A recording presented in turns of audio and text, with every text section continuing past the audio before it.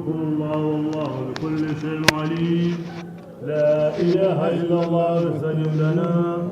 لا إله إلا الله حتى تخرج روحنا. وبالحق أنزلناه وبالحق نزل. وما محمد إلا رسول ما كان محمد أبا أحد من رجالكم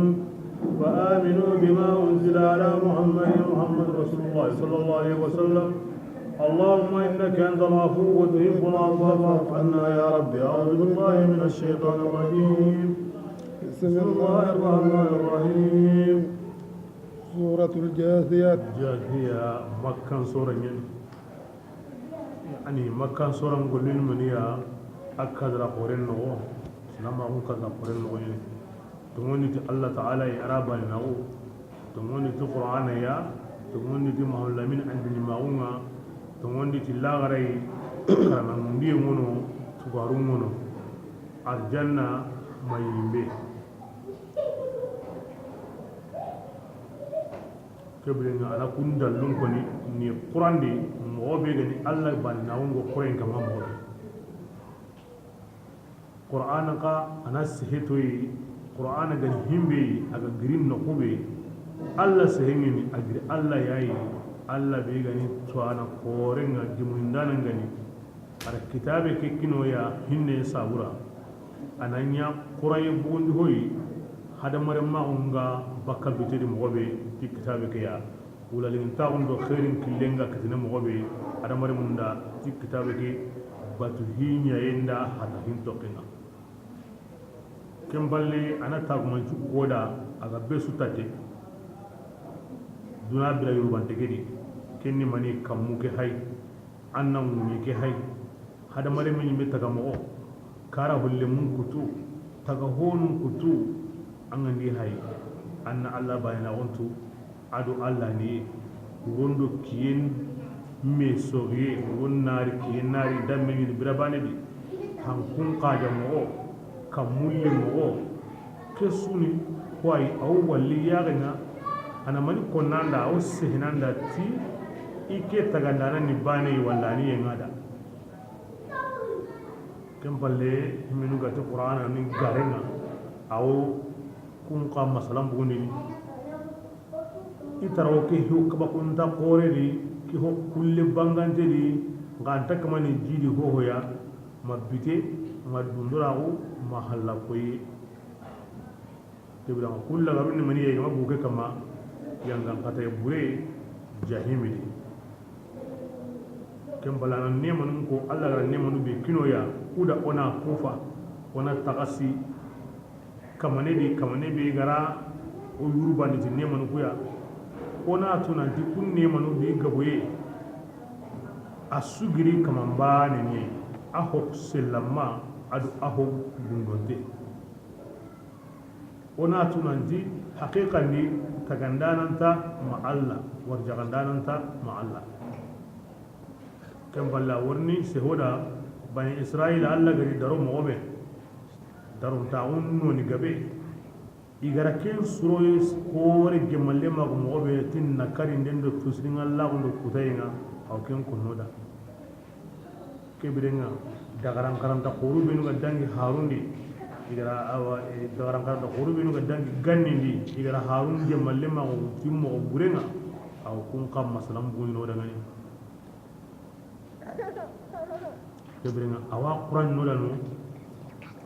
tike benga Allah taala tilmun taungo mobe ara jumun ndingo mobe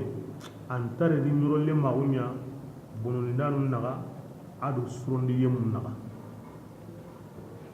e anke serebe gatini tibbe sumbana Allah warna Quran di tibonun danu suronda nan tabana tusre buru kundo sresu intar tunya mo bani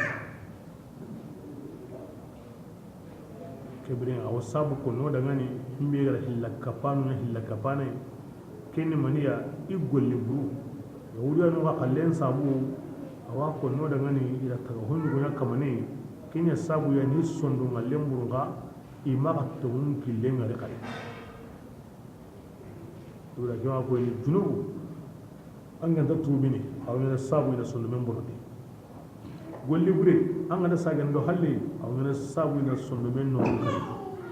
ni ko meni dullah to ndikena ina wasura ketima dini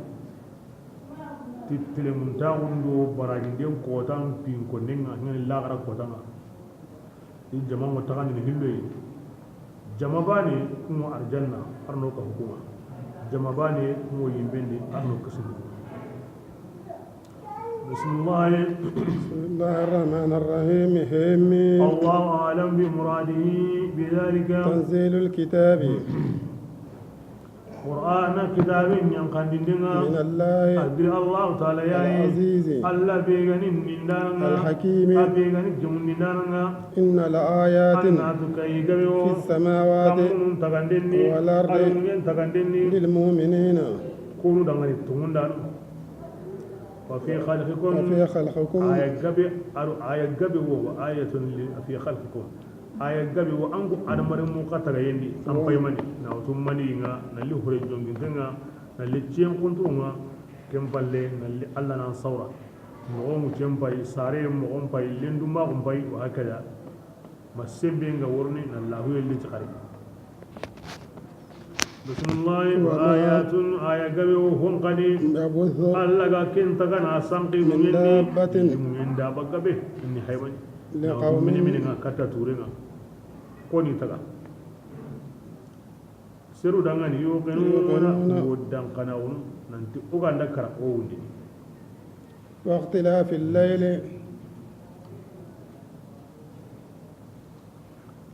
ألو آية قبي آية ورون والنار وما أنزل الله من السماء من رزق فأحيا الأرض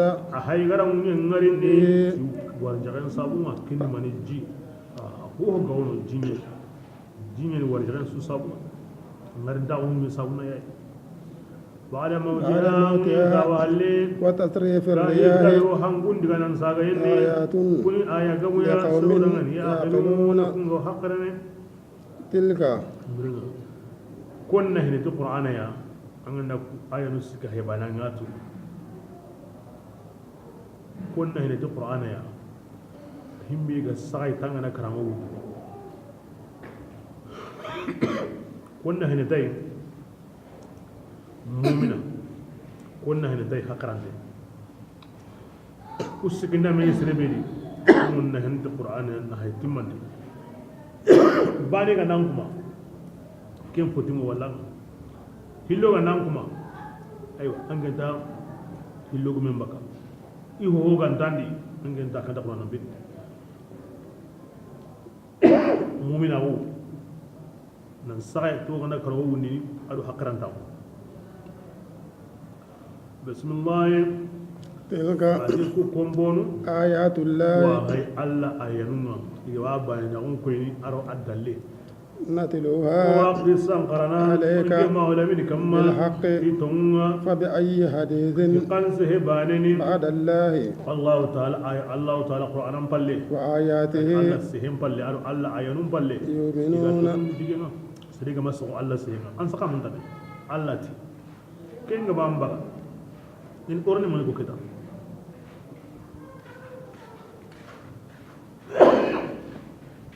بسم الله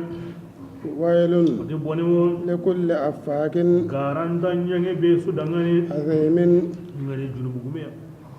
يسمع آيات الله تتلى عليه ثم يسر مستكبرا كأن لم يسمعها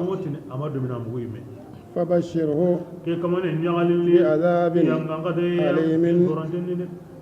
وإذا علم شيئا من آياتنا اتخذها هزءا أولئك لهم عذاب مهين من ورائهم جهنم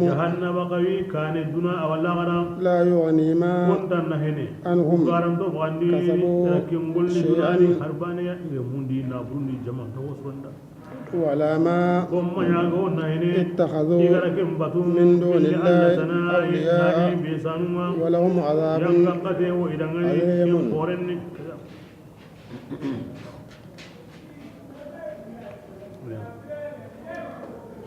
junubu ñani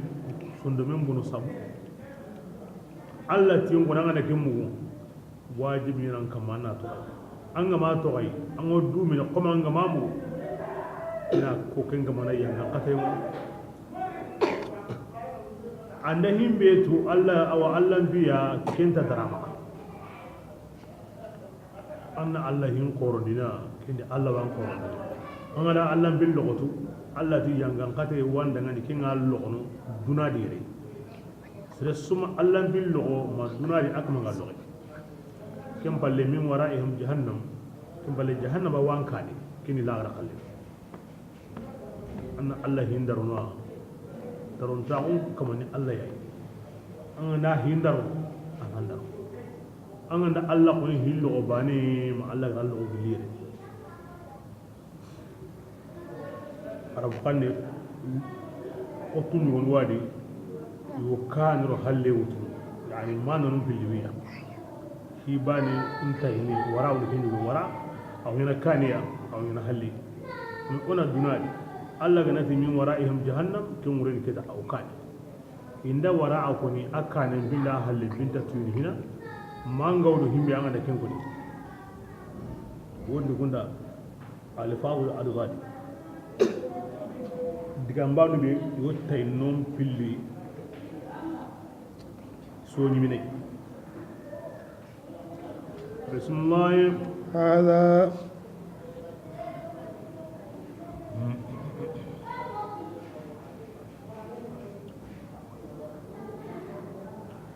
ما ngadi aram bande al jawn aw nyana hobbinga aw en hokullinga aram bande ngadi jawn akane yawa ko en ndamor hobbinga wal ma hokullinga to balle jawn bane aw yana fiya بسم الله هذا في القرآن هدى كن كان ده إنسانية والذين كفروا بآيات ربهم لهم عذاب من رجز أليم الله تعالى الذي سخر لكم البحر لكم لتجري الفلك فيه بأمره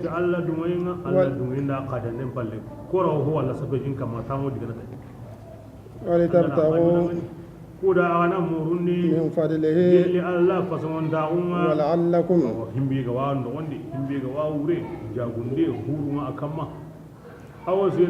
تشكرون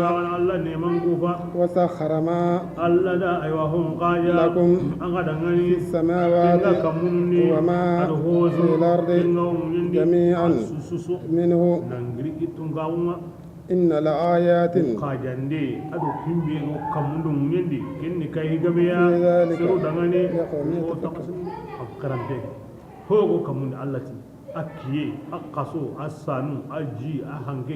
hogo munyendi agundu honda jiro honda karu honda yitinda soke aw lambendo aholonge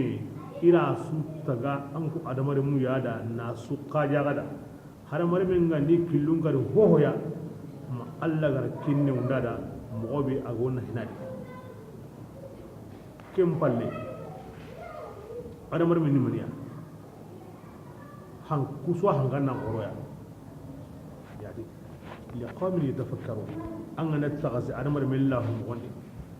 أرو الله غرهين نرى مغني إذا ناتو ننتي كلا هندا قوري أو كهي قورنيانا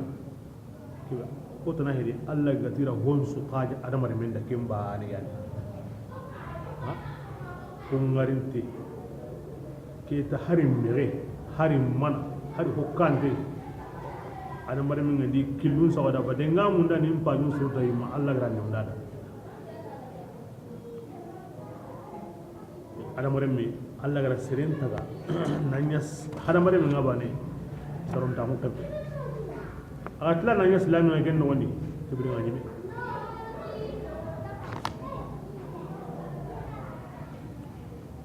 bismillah قل ya rasulullah ya angel naji للذين آمنوا يغفروا aya yang kakudi yang ka wa makka aya nyani madina aya nyani wasgi aya bani mu yang kana makka aw yang kana madina kim bi qur'ana qaidan di aywa hitumbaliya wa di sura kin makan sura nga ki aya aw sahana ari makka hi wo sabura ka aw sahana ari madina wa makan sura ngadi madina aya mu wallati minu ga tarin madina ibn abbas wa kundi ni akenti ni togo banile musalaki gadalanga iri yanka greni goya greke togo ni muraisiya abdullah ibn ubay na harin manke ari lemine ngara diga na jimutu aga dalla ga mari ati manni anga dalla ga mari leminenti umar ibn khattab ya anta o girla kanga amadu sereni ismalem pagahina alla faran sumalin kane kenga ni me wakati kebe ati sere sumalin ta haka abubakar kallen kane kenga ni me wakati kebe kebirenga ati himbe gara himbe sama abla no bayri kane to ati o kudo kusoro koni o misalin ko mi li arabu ngara talibe ko tam lem paga anam bolokini yani iroyi kanunten korinten dununten tampinte o gari bismillah ni daro kete ko keta inati ti Allah fare usmale de Umar usmale ti talinya to ko amulem katondi ana bolokini sehege Umaru ya morle ka hamu to wodi gana kai bas angra Allah fare ndiga bugu bane annan gaba kalla Allah fare angra diga bugu bane annan gaba kalla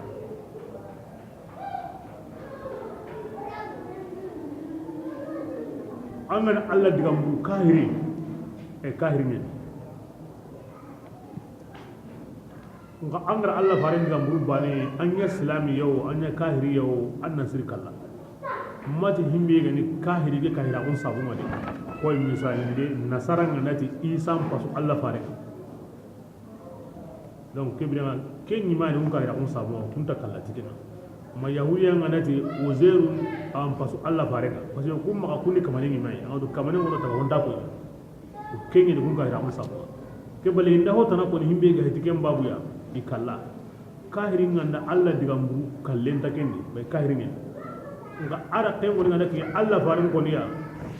ti boy himbe ga hida ka hira on sabu nga bane kebrenga kahiri ngana de ti muhammadu ti awatan bi fare on ta kali tikena bage kemi akka hira woni meya nga ga nawta na ko hitikenga hitikenga na taliburen katay na nya wullenga ko man ne gamna ki ara ko mo be an wullem faga ana bolo kemi ken Allah farin wullenga ba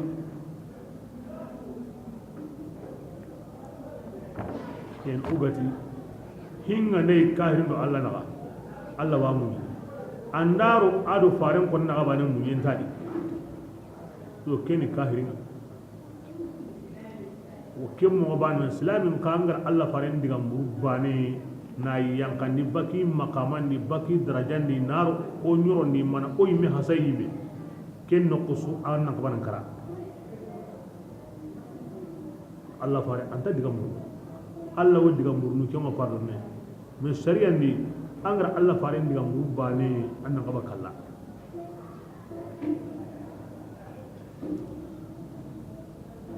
Allah tuura kari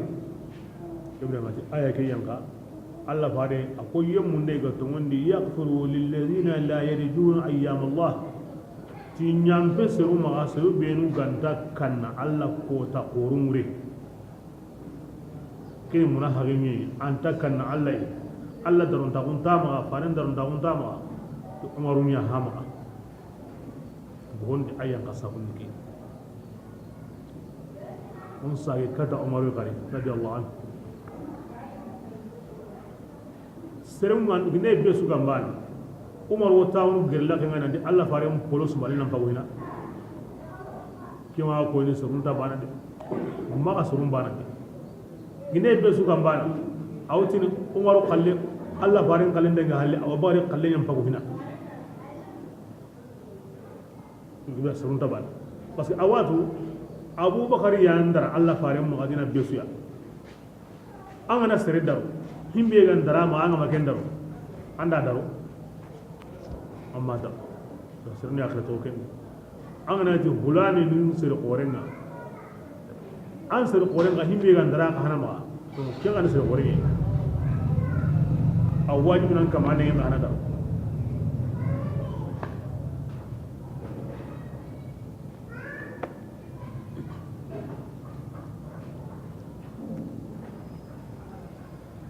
amati ken palle ami yime ko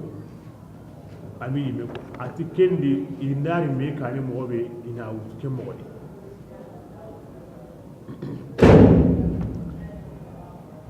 la budda masrunga bugo meni la budda manga surun bugo meni surun bugo meni kendi sumay aya mari narange golle beku alla fare ma be kendi na koyoya surunga pasum me mo be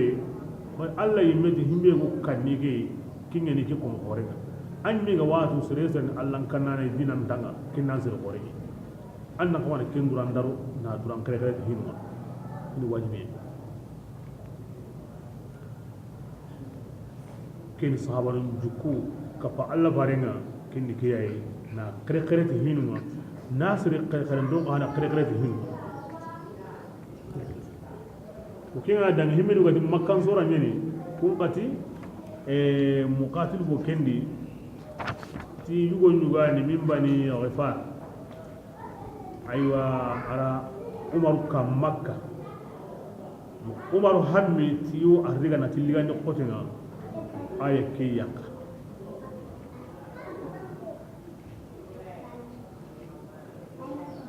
aw billahi yang kasawin we gari makka islam hanu benu ganyino ila tora qoren kita hilla kafanu mo mosri kinda yi jihadi nyamari yemari ila ko Allah farenda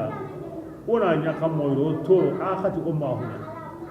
kin aya ke yang kasabu ti nyahi kuma kunta kana Allah ala kulli hal isunu islam dukundi yasuni islam go jukunu mo gobe na to Allah hoy goda na to no hoy go sabu an torandana nan sabari nan ya hama har gide kahirin ngandai har sire burin ngandai abla ibn ubay makom bunu dai kana nyahe an torandana ma har gide aburin ngandai maka kahirunu ken ko da ko bunu tiya nan nyahe an torandana ma har kahirin ngandai wannan hanai kille makini islamin ngai asrenya ni ke ko ni nya maga amidu kille makini kinga aya wa islamin dukundi antu mundana har sire burenga ngai ya ha maga sire har kairinga ngai ya ha maga sire ke muren kille makini agwando himbe na islamin ni ke ko ni nya to nya kille makini kinga بسم الله قل يا رسول الله يمكن ننتي للذين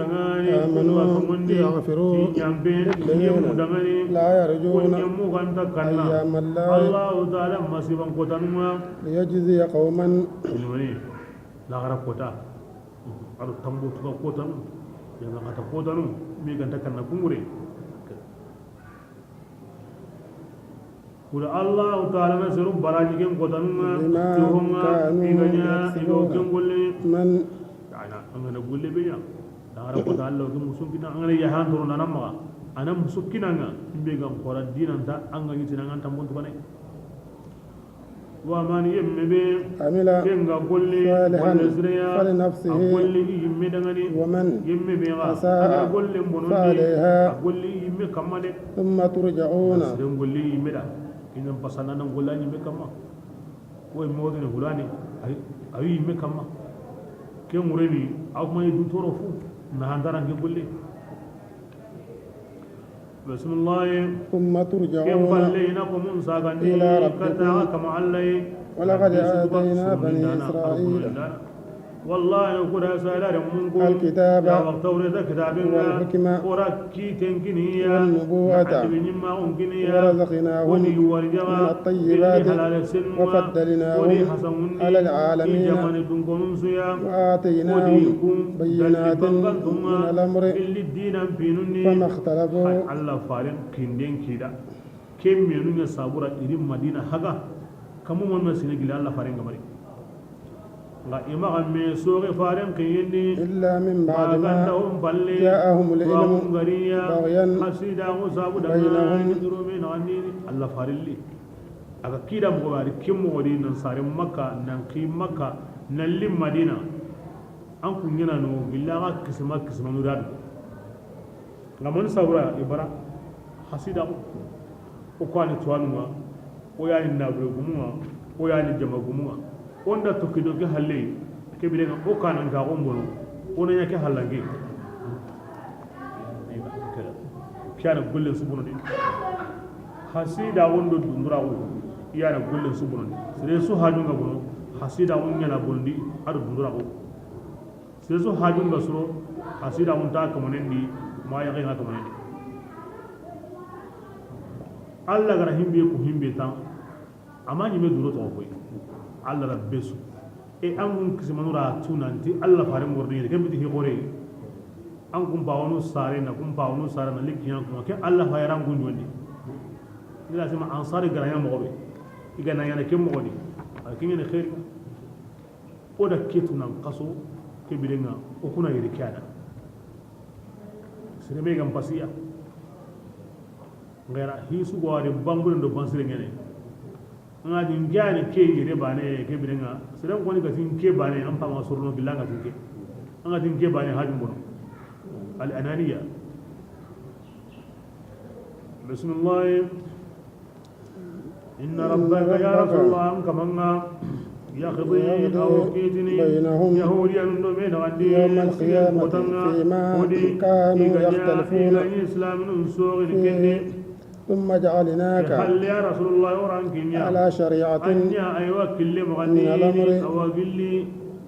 من الأمر فاتبعها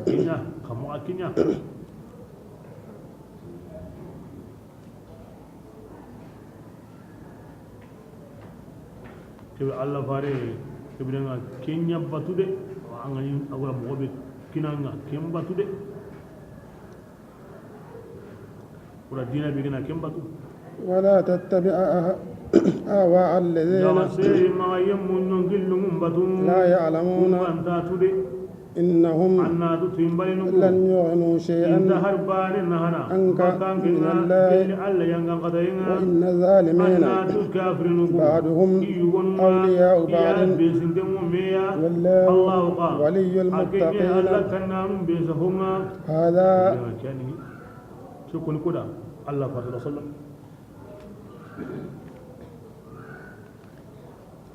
an fi kwandon nan kaso an gari a wanda yawon da ƙoran ngara shari'a kama aha nanya higme kebirin a tokoro ken shari'a ado ken piya kebirin ma ho batu himmenu gantatu an gana kun batu ina gwenye ma hankan iri ma jaman yi ma tintar ne har bane suranda ke ko ni ko Allah fare mi hanga ni muraduma islaminu yumatonu kare yema aw shari'an tuwanu ala ni halin na shari'an tuwamu kinanga na dinan tuwamu kinanga annan to ko ken batede ma digaro ko munyo ngillu mum batede jahilun gantatu jahilun ngati kundu ange ngati kundu ma kinyere so wonni noro ni nga wallan kaniya nga to sun kumuran kane bite nga kumura ngodi gana anga to sun kumuran falle awo surno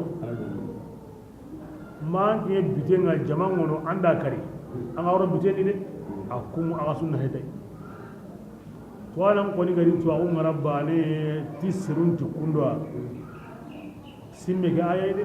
andula kan garin ga to Allah farenda تما كينيا عندك كينيا إنهم لن يغنوا عنك من الله شيئا قلت القرآن قائدا يعني هو غني قوتنا الله فارنا الله أجون كوين الله فارني كيف بدنا توانا ما أنتوا أكون تقولوا ده تسمون تكونوا أنا نكينيا بانين تان هربان سوانا الله غرو بليبنا ريه أجرا كين كنا كينيا أنجي بيغني توانا أنجي غنياري كينيا نجي غرو ده أنجي نميمانيا كيف بدنا كونجرا كينيا giliyere ko nyab kebrenga swana ango alla faran shariantu ango dinantu to goda batte alla kinya ko farsenenda maga suru qalle batu himilu kan tan qalle kebetu tan harbane suranda wa jiragin kenam polai gere gidnade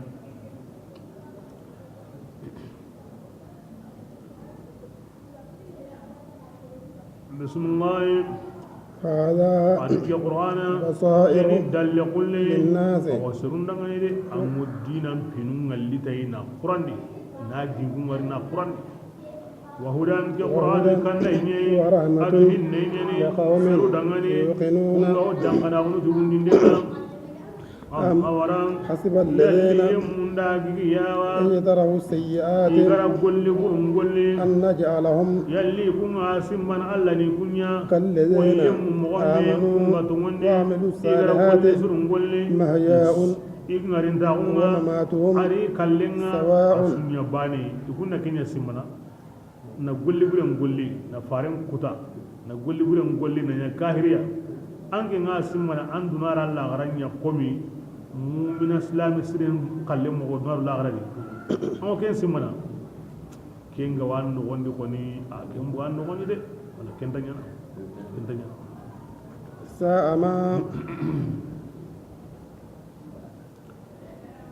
ti honya hobure yahkumuna ken kitini idan ke kite nitini ko na Allah garan binga ne to muya Allah gara onya mo be dunadi malla gara o ga kundun kai ananya to muya kin kahir nun diga mi kin potal adi ken tanya na kulli bunyan ngabin ni me ke ko danga utbatu wono shaybatu wono iha wal rabi'i walid wono bin utba ko sunu nyanganu ke ko danga ikana ga qoru ali ibn abi talib hamzat ubayd ibn ubaydah ibn hars radiyallahu anhu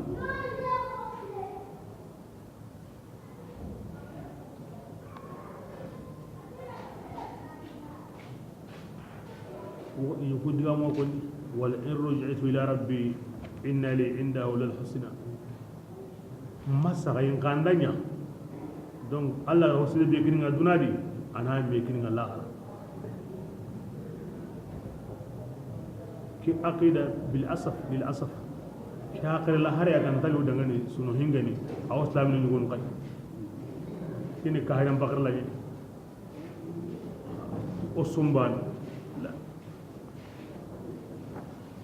kosri nyangana ado hoburu nyangana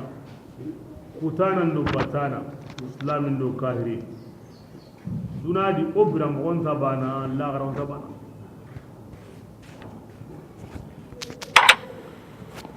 bismillah وخلق الله السماوات والأرض بالحق ولتجزى كل نفس بما كسبت وهم لا يظلمون أفرأيت من اتخذ إلهه هواه وأضله الله على علم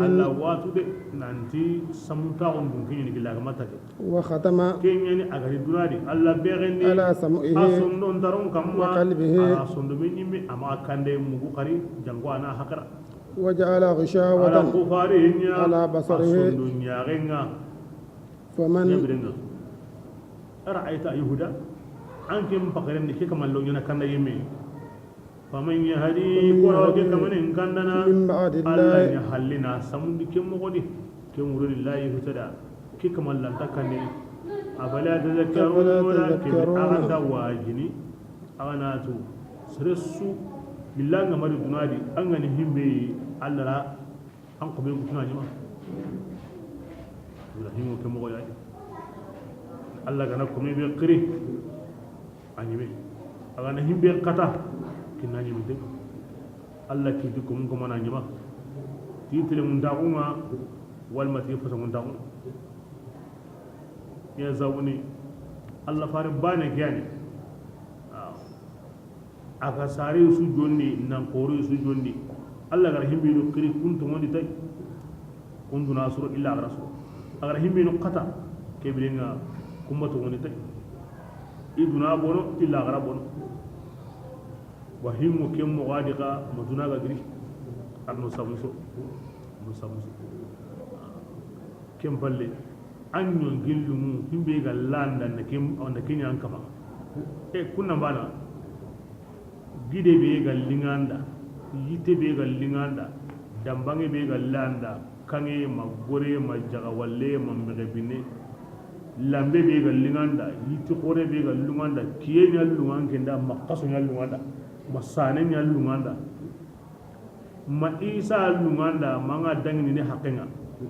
ma uzeru anda kenya kanandangi ma malika nunyani ma wali nurwani anda kanu maga dangi anti kinin kamanga anda yite ke segu na kanga ke qaja na dambanye ke dabari mo be ga landa anda nya kinga anda sigindi manda sawndi manda tabundi to be ga landa anda sakai kuy mo be ga landa anda kuy mo nya kinga an sagum banani e kempalle anyana kamane xambo an ke ni mana dabari mam pawa man kisma man ko angana sawni angama girni ato saka angana tawni angama sawna sigindi ato ke mugadi anyana kamani khamo ma ra'ayt man ittakhara ilahahu hawa an yungil bunni anda ke nyan kamani Allah rahim kamani sawni kem palle angana nyimi hay anke nan timman dan kama kelo mena khamo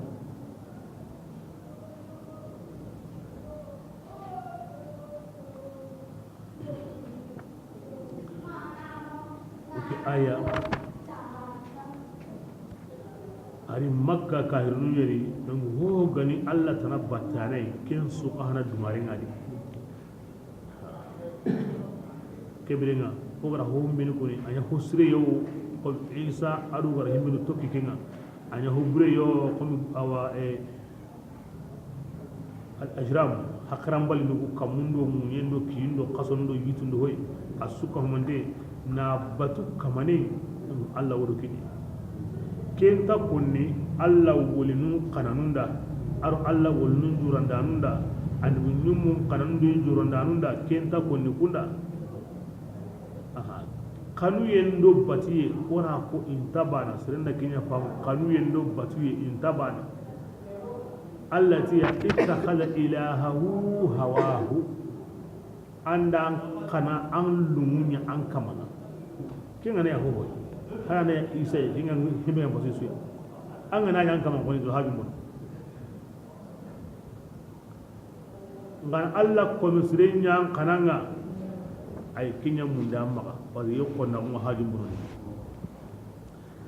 na Allah ko musrun nyam kananga kinni sabu mun di nyai sabu be hango kitenai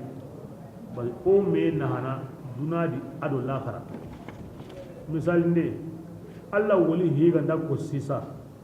masahaba higa ndako sisa rahimahullah arna hina sahaban biga ndako radiyallahu anhu arna duma inda qifarako ma annabi yimbe annati alayhi salatu wassalam neman do kisenga kama duwaw nyahe arna hinna duwaw nyahe arna dunga ma duwaw nyahe arna neman do kisen jida ma duwaw nyahe ken duwaw be angara ko sisa ikun wonna hene tay basa anduwaida ankin no wonna hene tay basa anda duwaw nya alla ko muslinda nani anta qurayd sikan dadi angana duwaw nya na isri aka manganta qurayd ni ankin me be garanya malika mutini lakka mithluhu ami wani meda inda Allah ko musre ko angana arna hinna andage ngwero amalga mutin arna nyimi hinna inda sahaba to ko angana arna dunga maga malika mutin arna dunga angini memaga ki fare to wanda kun an yime da wanga di kisiyendo nema ngama malika mutin kisiyendo nema nan kina nyime kebe na kidin haide kin hakem mo bana ni an ga Allah ko musre qabruma anda huybu qara aya madwaw Allah ke kiyandi Allah farid non kinga adi sahabanu na kiyandi Allah da ke ko musre non kinga anda duwaw nyanya ti arna baraje kine an hawo kine an ken be gara anyaka sire ga na ho nya hosre an hanganda an qawl na hankata an gara khairi be musa Allah ma kan gulle ke ya tana baraje kin ke hulaniya ke mo bani yani abrahim me okini akana ya ke brenga ande mun jura ndi ya khifarun jura ndi ga woli nun jura ndi ga sere surun jura e kenya na hilla kafe kamo na absi kan dadi an na nyang kara an go baraje kitana ngam pai garan ta be usna diga to ken tan do ngam pal an kalan den kitana ne an ga ne dia kawrun kanga sikan dar su ga diga jura ne an ta kempene iga diga himbe jura baneyo aw ayen go karana mana suran go kara mana zikrin go ya alla na ahine kendi islam su go were aswa kitana wa huri hakka su go no an kimme ka hana baraje kitana kinna na hanjo an na diga ke mo bani yani an na diga an ga ya gantai sai su ga da kaburun ga huru mo baka sera sere be gari يقول نهبك تنكينا كم براجعنا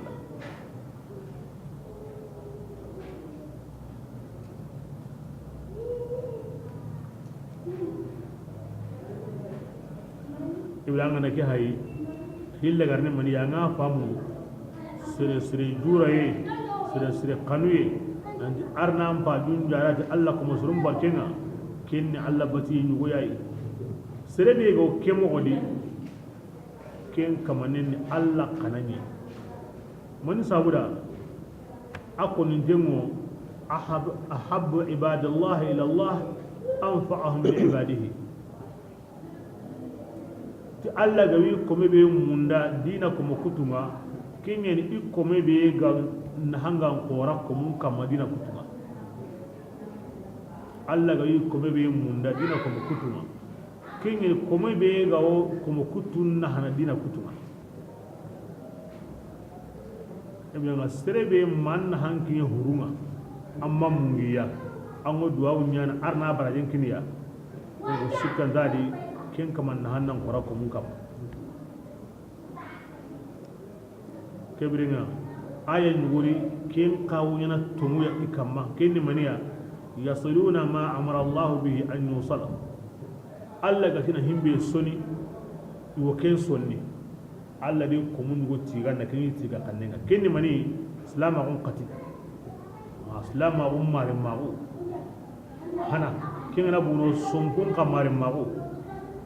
islamin puru na jura na duwawu nyai da ngani marin puru ni jura na duwawu nyai da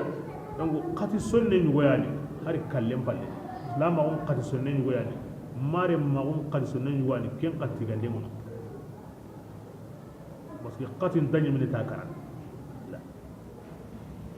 kebrenga antari nya kuteya jango hilla kafe kama ataqadahu zawil jahal murakkab wal aqida az-za'iqa ko kengawo seru yagala himberu samuntagun sedu sedutengo me kama ba kenni koy an samuntenni an tan samuntagutu ana kunya yagala iku golli nyanganu hilla kapanuma wal makubenu i aqidangara aw sunnan dun kono aqidangara yani islam on ngayi no gondi mobe ikun yagala himberu islam on ay sunnan dun kono dilala ikun qalle islam on kun ko manu yagala kaburu jura ye kenni hilla kapina nanti Allah mpajun suro hulani sabura an ko musre hulani sabura ikum ma ke kan hilla kapina sunnan dun ko ngara ko mo be kembe Allah ko musu onin kanu in tabbatini in taqonni ikarande ni ngarinde su ni jura ikarande ni ngarinde su qatin soni ikarande ni ngarinde su an qati dungen ngarinde an ngara hokine mangulyada anda duwa ngada naw manda karaga akati sonne ni adrona Allah na duwa nya arna kendai an gana tirana ngi qawrun gorma awu ya gara qurne tanga mbele duwa ko no kini haranga madiga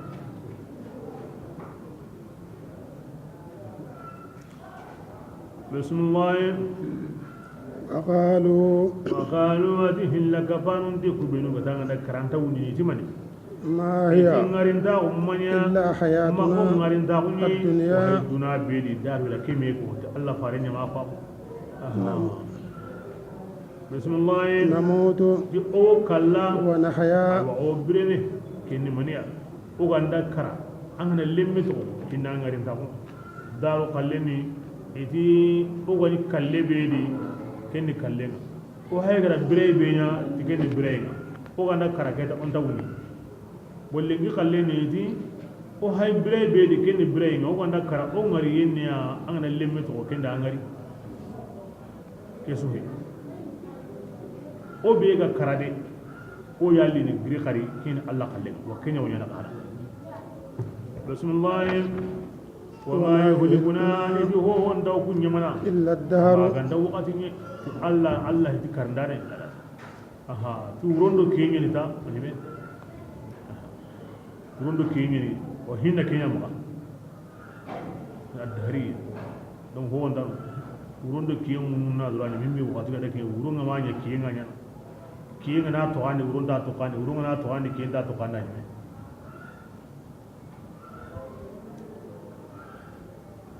بسم الله وما من علم التي تواغمانيا لهم إدغاني بذلك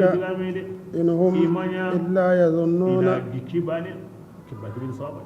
وإذا تتلى آياتنا الله قصن تغا نسيون تغا نكوترون تغا نكيون تغا نيرون تغا كيف أنكن دوغوندو كي أغاسون الله تغا هوني أغاسون أكم الله نغارين دانا ayani karindana nga ayani wundidana ki aqida wono to ad-dahriyin mi wati ngane ke kine wonyana Allah taqinda qawma nake kamen worni Allah timan Allah kala sunda kebe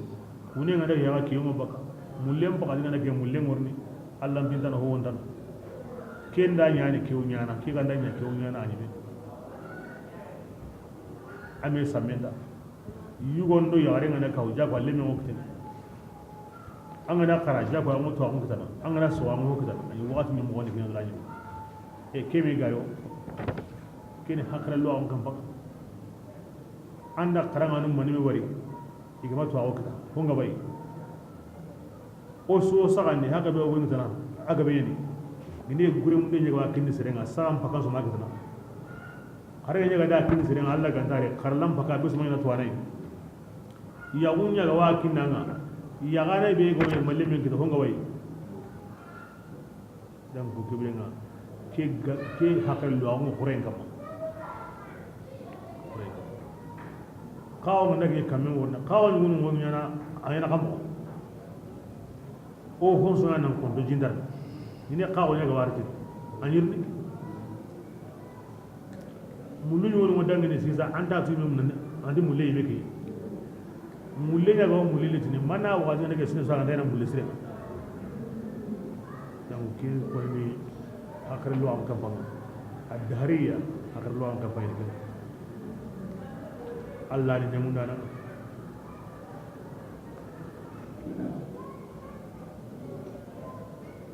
ko akar lanya ni ko bure ina dambi kata wakati ko sire ina dambi kata wakati Allah ti Allah na wakati ta woni kuna ad-dahriyin bismillah وإذا تتلى آياتنا اللي غندو بو آيان قرام عليهم ويكما بينات بانغان ما كان حجتهم إلا أن قالوا ائتوا بآبائنا إن كنتم صادقين ay kuma diga mu illi gode alla gana angana karagara mu ndini ay wan ba wadin kisma wono karake mu nona hay aga makana tawana ne kuma kata alla ga wunni bonno ko amma ci wani ne gede wa alla ra hurun qawarndi hurun mu ni duna gari ne bismillah قل الله تعالى يحييكم أمام كل من غير من بركة بآغن منيها ثم يميتكم كم بالي أغنى النار إن وقت تمن أنا غكري ثم يجمعكم كم بالي أنا كورين سوق هم من غنغريندي إلى يوم القيامة لا ريب فيه ولكن أكثر الناس لا يعلمون ولله ملك السماوات والأرض ويوم تقوم الساعة يومئذ يخسر المبطلون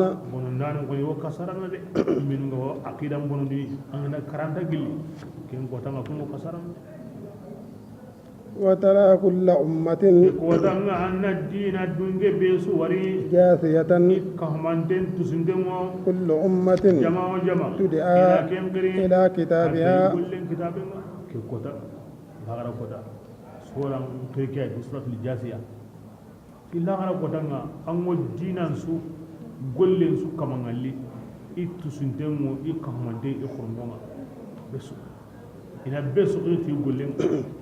سلامنو مؤمنانو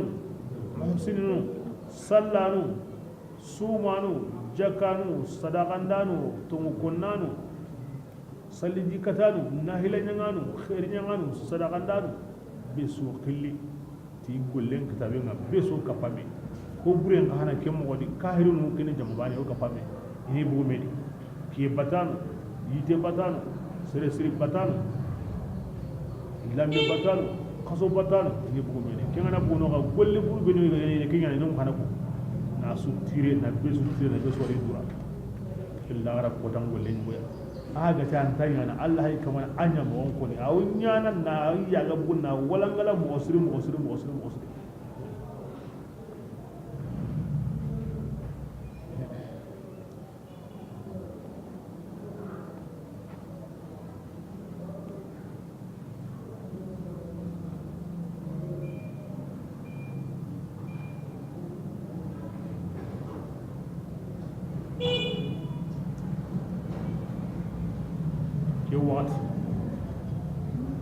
besu kahmaden kare ni kahuma meya ni bugu meri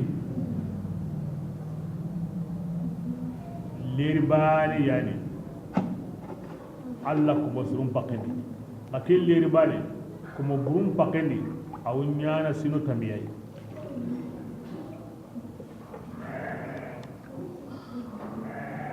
anno sabu bismillah اليوم تجزون ما كنتم تعملون هذا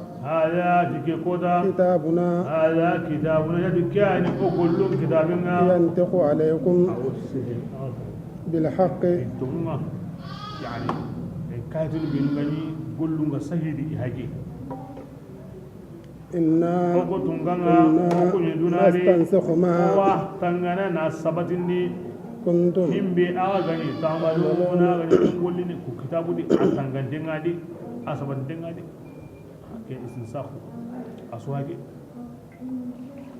بسم الله فأما الذين آمنوا وعملوا الصالحات فيدخلهم ربهم في رحمته ذلك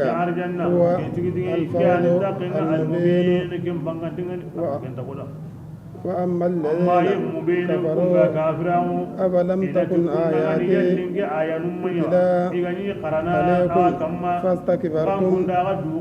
وكنتم قوما مجرمين وإذا قيل nya dunari inda tambun daga إن ne وعد الله andi Allah nyina حق wundi dinga tunyani والساعة inda ti sa'anga لا ريب sikama ya فيها sa'andi قلتم an kunyitini ma ما nadri ندري okunda tuini ما masa الساعة himbe gani sa'anga إن نظن oku koninta ho لا gini ظنا ma ganda gikini وما نحن yani in nahnu illa nadhunnu dhannan okoni okuma sagai kuna giki bane wa konni dro taronga di okuma nya bi mustaqina di dangana o yemmu de kebirena kiyana ikitalaga yalli an kuma ayanu muwa agara gadu korondi aga to kutayin do kahira gondi igana tilla gara kotan murni an kunyitini aw wa mu ko na dangana on do ma hada wal mushkila nda qur'ana ayan na da nga mandu korondi de Allah tidron an kallen to kai kim palle akuma ne zibi la ngara ko tan to nyi an wa ko na Allah kai ni mo be na nya islaminga atta sunna men de kemo de annanya mu'mina na ko be kana sa la ngara ko tan bane hi nyambale antanya ko wani ya mare ya an an se kunya na kin sabuni kumin nan sarai an salle su anna ko an salle da an tahiyya lagare wa anna sa'ata atiyatu la riba fiha wa anna sa'ata awrin man la gara ko tan worno sikanta wasre ga sikka kendi bani awno jahada ba an ga sikka di aranti garina so amba inna dhunnu illa dhanna wa ma nan bi mustaqirin anti garin ne aranta sikka ni da so amba anna mu woni bi la ran bige ha aadi to munyani wa tabi o ma ni hili ko ni ginda ngara ko ali istighfar to mu gande ko go hombe yana dal ko ne ngara ko gen sabara basi nga ko ni mo ke woni mi qur'an ni kan sikande ga wadi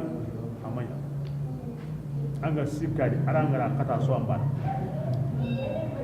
e so daiman Allah la ra ko dan ko na go sikanda ko be na fam jum wor bare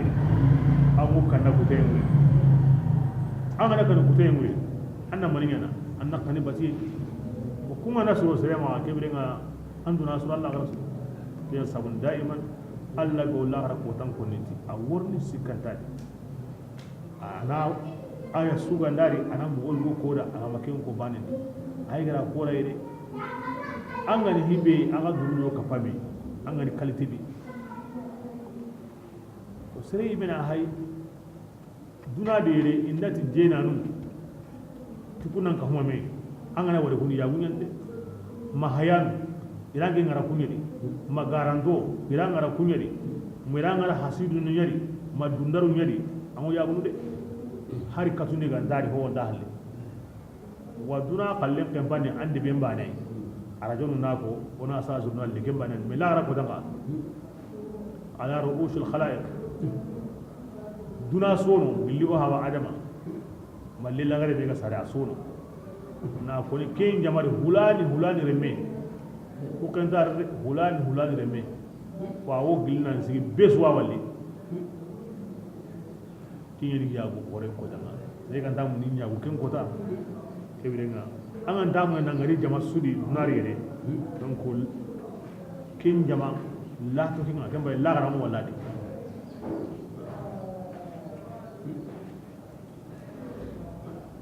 bismillah وبدا لهم سيئات ما عملوا وحاق بهم ما كانوا يستهزئون به وقيل اليوم ننساكم كما نسيتم لقاء يومكم هذا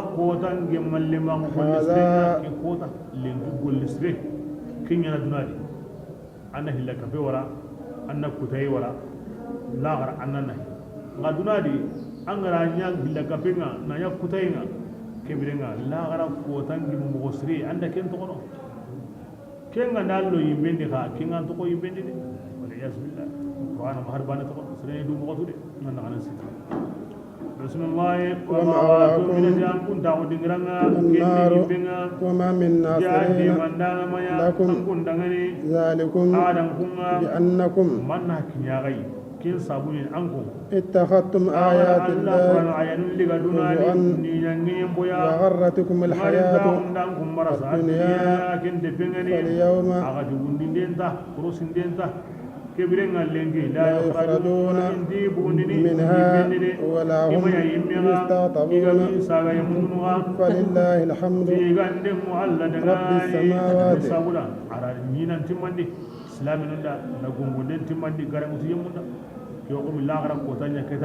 الحمد لله رب السماوات أيان كمن كمنا ورب الأرض رب العالمين وله الكبرياء في السماوات والأرض وهو كمرين منيا قائم بذاته أصل دموتي دويا كبرنا أد دمراهم بقينا كموندي أرم يندي ناس هما أياني سبونيا كموندو يندي أباني سبحان من لا يعلم قدره غيره ولا يبلغ الواصفون صفته ina sabuni hada mai be dundare da ti Allah dan mun yembo an ta gidum bakadar annan da nan da ratibani an diga samurai amura tenke amura mini kona jige kina igande kira kongo kira ibina dundara on ko taga honda kenni gonni hiblu gore gidum bayan ta titan angi bagawa anna munye kama an gentre den danga bolo la wasu tirna kama Allah ya al-mutakabbir an kara ni an sakontano kille maki an kundandi kille maka siratanari haran sakondani medi mo be gallan kenda agu na yawa aga landa anna nya mo be an kono yakunu wa Allah ya al-mutakabbir to aslin demoti bi bismillah